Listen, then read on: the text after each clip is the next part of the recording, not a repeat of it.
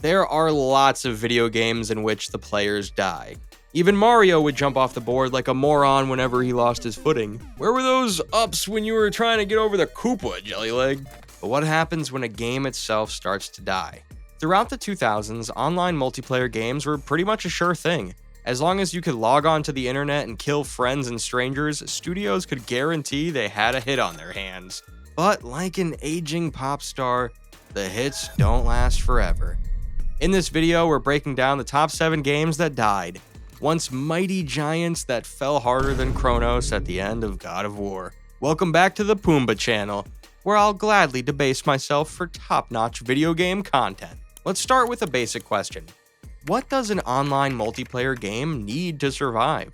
It's a question that 1,000 neck-bearded game developers ask themselves every day as they try to keep their respective properties interesting. But is it really that hard? I mean, most people who lived through the 90s have a few thousand sleepover hours on Mario Kart 64 alone. I'm 45 and I still hear Wario's laugh in my nightmares. But here's the thing, even great games can fail when the average player has the attention span of a hummingbird.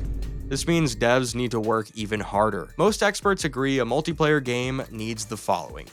A solid core gameplay loop that's addictive enough to make you say, just one more match. Something unique, doesn't matter what it is, not every game has to be, but there needs to be a twist. There also needs to be some sort of community features. This can be clans, voice chat, tournaments, whatever puts the multi in multiplayer. Finally, there needs to be updates. Even Mario Kart is on like game number 70 or something like that. I'm sorry. Is this freaking real now? Without further ado, let's take a look at the games that had this formula only to squander it like a Super Mario Galaxy Red Star. Evolve had everything going for it. On paper. It was a high-concept, asymmetric multiplayer shooter in which 4 hunters did battle against a single Lovecraftian monster. Duck Dynasty, run! Each side played completely differently, which seemed to have all the hallmarks of a successful online game. In fact, at launch, critics praised its unique setup and slick controls, but under the hood, the game was already on fire. The problem? Monetization. Evolve shipped with expensive DLC, locked characters behind paywalls, and had multiple season passes. As a result, players felt nickel and dimed before the first match even started. And that wasn't the only issue. The gameplay, while fun, got repetitive fast. You hunt the monster runs. Repeat ad nauseum. How did you guys make this boring? The game hit peak popularity in 2015, but soon after, support flatlined. Sparse updates, balance problems, and limited communication with fans made things worse. By the time the devs tried to salvage it with a free-to-play reboot, the damage was already done. There was a time when screwing up a Battlefield title would have seemed impossible. The formula was well established, and Battlefield 2042 was promising cool future stuff to play with. It was supposed to be a triumphant return for the series, with massive maps, futuristic combat, and a shiny new engine. But what did we get instead? Bugs. So many bugs you think it were a Zerg rush. Yo, I'm never playing against Korea again. Characters would T-pose in mid-fight, tanks would phase through walls, and the AI bots had the aim of a platoon of blind Imperial stormtroopers. To make matters worse, Battlefield 2042 was missing features that players expected, like a standard scoreboard, voice chat, and even fan-favorite game modes. The backlash was nuclear. Steam reviews tanked. Farming Simulator had more players, and EA had to go on full damage control mode. DICE pushed out over 400 fixes in a massive patch and tried to turn the ship around, but by then, most players had moved on to more stable battlefields. In 2020, Fall Guys burst onto the scene like a sugar rush, and the cute factor was at Hello Kitty levels. It was basically silly bean people bouncing through game show-inspired chaos, the perfect mix of goofy and competitive. I told you, there's too much going on. I'm going to stroke out, but the sugar high didn't last. Right out of the gate, Fall Guys ran into server issues, then the novelty started wearing off. Despite regular updates and seasonal content, a lot of players felt the core gameplay loop lacked depth.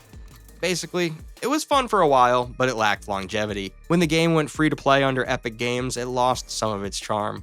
Currencies were reworked, old cosmetics were locked, and the grind got steeper. Add in recolored skins passing as new content, and players started to feel squeezed. Fall Guys is still alive, technically, but compared to its explosive debut, yeah, the beans have gone cold.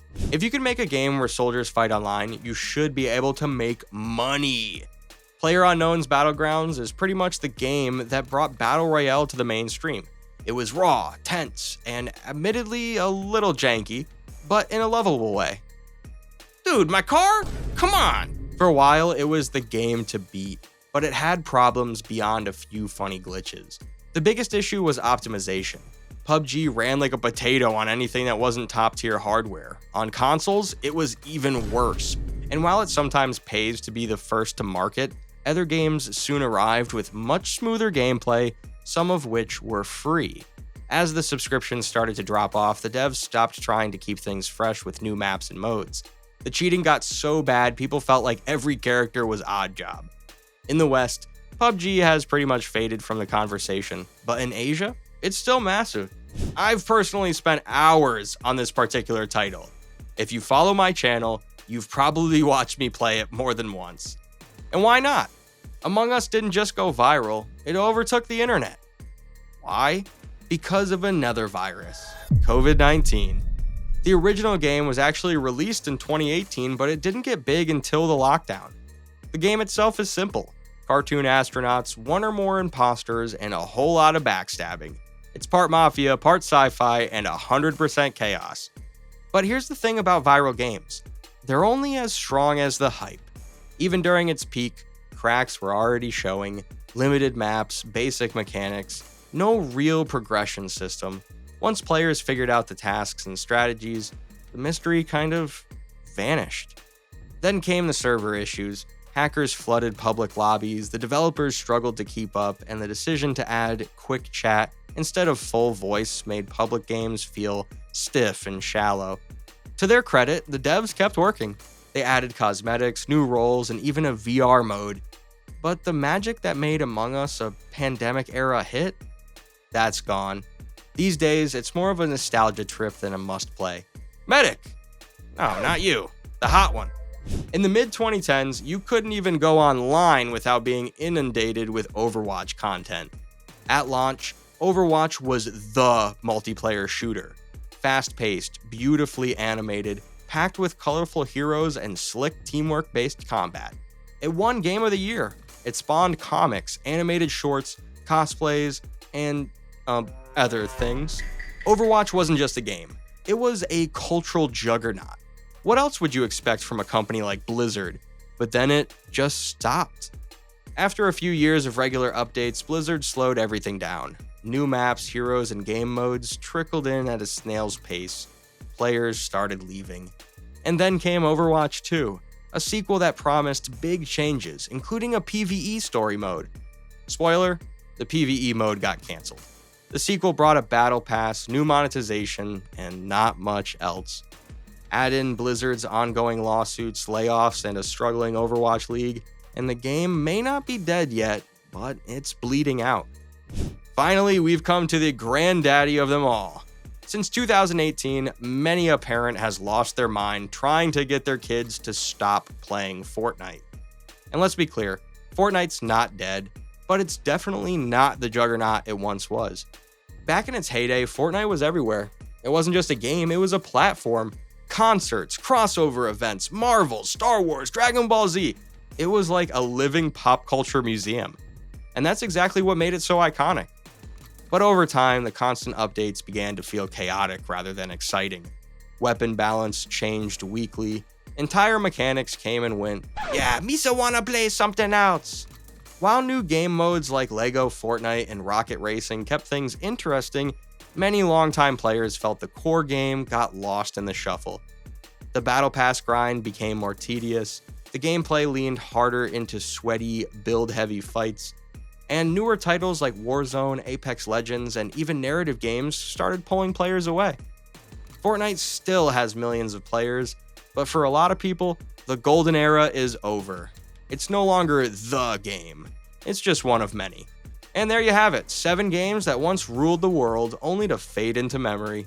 Some fell hard and fast, others are still limping along, trying to claw their way back into relevance. The lesson here? No matter how hyped, how innovative, or how successful a game is, if the devs don't support it and the community moves on, it can absolutely die.